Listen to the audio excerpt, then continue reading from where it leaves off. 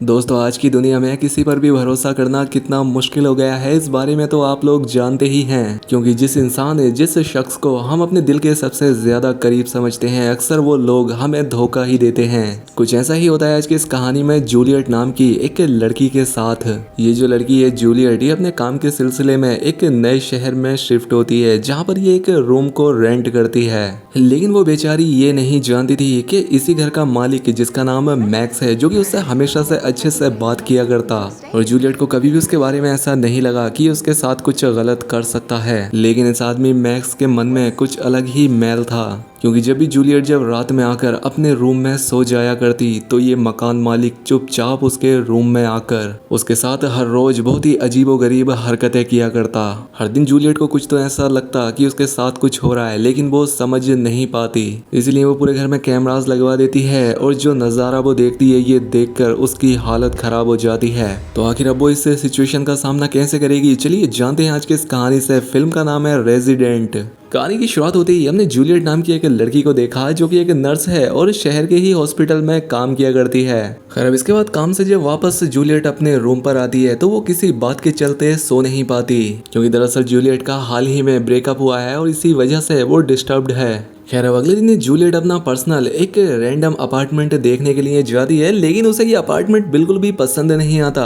पसंद क्या नहीं था, ये महंगा ज्यादा था। खैर अब थोड़ी देर बाद उसे एक दूसरे अपार्टमेंट के लिए कॉल आती है, तो जाती है ये उसे भी देखने के लिए। और वहां जाकर ये उस अपार्टमेंट के मालिक से मिलती है, जिसका नाम था मैक्स।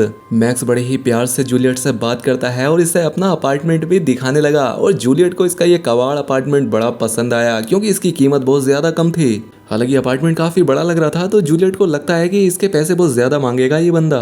लेकिन मैक्स उसे इसका रेंट बहुत कम बताता है। जूलियट हैरान हो गई है, ये कैसे हो सकता है। तो मैक्स कहता है कि हाँ जी बिल्कुल, क्योंकि इस बिल्डिंग के नीचे से ट्रेन गुजरती है, तो आदमी अक्सर यहाँ रहना पसंद नहीं करते, इसलिए मैंने पैसे कम रखे हैं इसके। जूलियट कहती है कि कोई बात नहीं है, मुझे ट्रेन से कोई दिक्कत नहीं है, मैं शोर में भी सो जाती हूँ। तो वो इसमें रहने के लिए मान गई और अपना सारा सामान लेकर इस अपार्टमेंट तक पहुंच जाती है। यहाँ पर जूलियट की मुलाकात मैक्स के ग्रैंडफादर से भी होती है, और उनसे बात करते हुए जूलियट को इनका बिहेवियर काफी मिस्टीरियस लगा।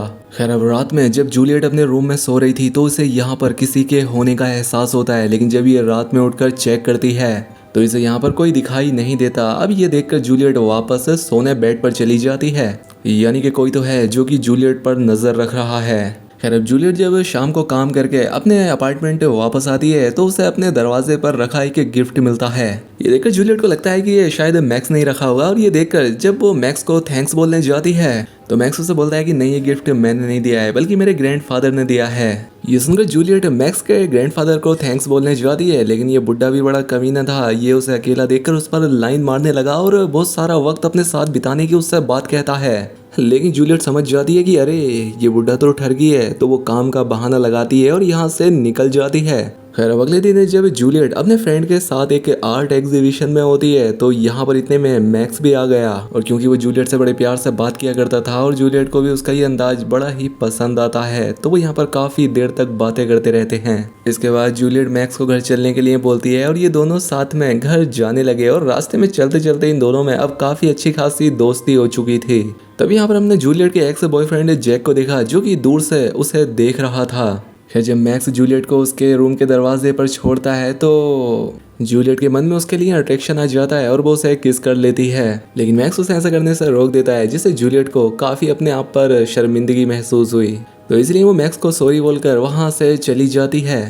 खैर अगले दिन जब जूलियट अपनी बाकी सहेलियों के साथ हॉस्पिटल में थी, तो उसे मैक्स की कॉल आती है और आज रात डिनर के लिए वो इसे इनवाइट करता है। खैर रात में जब ये लोग डिनर पे बातें कर रहे होते हैं, तो जूलियट मैक्स से पूछती है कि तुमने अभी तक शादी क्यों नहीं की, क्या वजह है, या फिर सलमान खान के फैन हो। जिस पर मैक्स हंसते हुए कहता है कि नहीं, ऐसा नहीं है, मुझे इन सारी चीज़ों के लिए कभी वक्त ही नहीं मिला, क्योंकि मेरा ज़्यादातर टाइम तो इस घर की और अपने दादा की देखभाल में ही निकल जाता है। खैर अब डिनर खत्म होने के बाद जब मैक्स यहाँ से जा रहा होता है, तो एक बार फिर से जूलियट उसकी तरफ अट्रैक्ट हो जाती है, जिसके बाद वो मैक्स को पकड़कर उसके साथ वो सारी चीज़ें करती है जो तुम लोग अक्सर अपने सपने में करते होगे।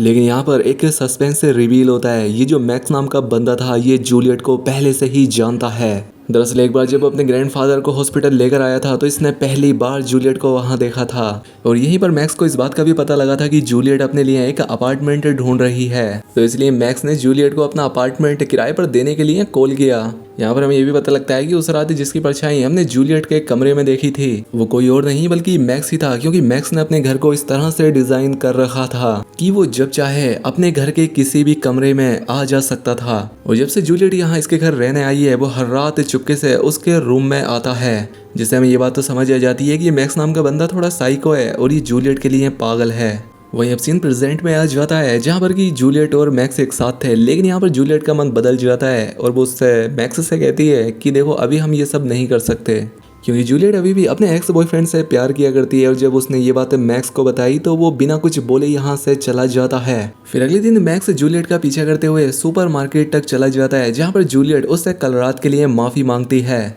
और उससे कहती है कि देखो मुझे अपने एक्स बॉयफ्रेंड को बुलाने के लिए थोड़ा वक्त चाहिए। यहाँ पर मैक्स उसके सामने इस तरह से बिहेव करता है जैसे बड़ा बढ़िया आदमी है और इससे कोई फर्क नहीं पड़ता, जबकि पिछली रात लड़की के मना करने पर अपने रूम में आकर कुत्तों की तरह रोया था ये देख लो।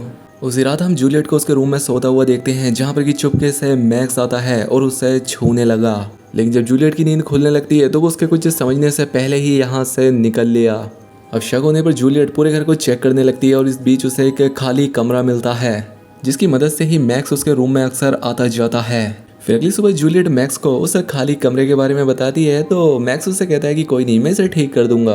और फिर वो पूरा दिन यहाँ रुककर उसे ठीक करने लगता है। अब रात होने पर जब जूलियट खाना बना रही होती है और यहाँ पर उसे जूलियट की कॉल से पता लगता है कि आज रात उसका एक्स बॉयफ्रेंड उसके घर डिनर करने के लिए आने वाला है। थोड़ी देर बाद जब जूलियट यहाँ से चली जाती है तो मैक्स उसके किचन से होता हुआ उसके घर के अंदर घुस आया। इतने में यहाँ पर जूलियट का एक्स बॉयफ्रेंड जैक भी आ जाता है और मैक्स उसे देखकर जल्दी से एक कवर्ड के पीछे छिप गया। यहाँ पर जूलियट और जैक अपनी पुरानी गलतियों के लिए एक दूसरे से माफी मांगते हैं और इसके बाद ये लोग एक दूसरे के करीब आने लगे। और ये सारा नज़ारा मैक्स खिड़कियों के पीछे से फुल HD में देख रहा था। अब ये देखकर तो मैक्स का खून खोल उठा, इससे बड़ा गुस्सा आता है। इसलिए जब जैक यहाँ से चला जाता है तो ये जूलियट की वाइन में नशे की दवाई मिला दिया, जिसे कि जूलियट ने पी भी लिया। खैर जब रात में वो अपने बेड पर सो रही होती है तो मैक्स अंदर आया और जूलियट को टच करने लगता है, लेकिन अब क्योंकि जूलियट बेहोश थी तो उसे इस बारे में कुछ भी पता नहीं लगता। अगली सुबह जूलियट काफ़ी लेट उठती है, जिस वजह से वो हॉस्पिटल जाने में भी लेट हो जाती है। और यहाँ पहुंचकर जब वो अपनी दोस्त से बात कर रही थी तो जूलियट की जो वो फ्रेंड थी वो उससे कहती है कि तुम पिछले कई दिनों से लेट ही आ रही हो, ये सिर्फ आज की बात नहीं है। अब जूलियट को भी शक हो गया था कि यार मेरे अपार्टमेंट में ज़रूर कुछ तो गलत हो रहा है, इसलिए वो अगले दिन पूरे अपार्टमेंट में छिपकर कैमरे लगवा देती है। लेकिन उसने इस बारे में मैक्स को कुछ नहीं बताया।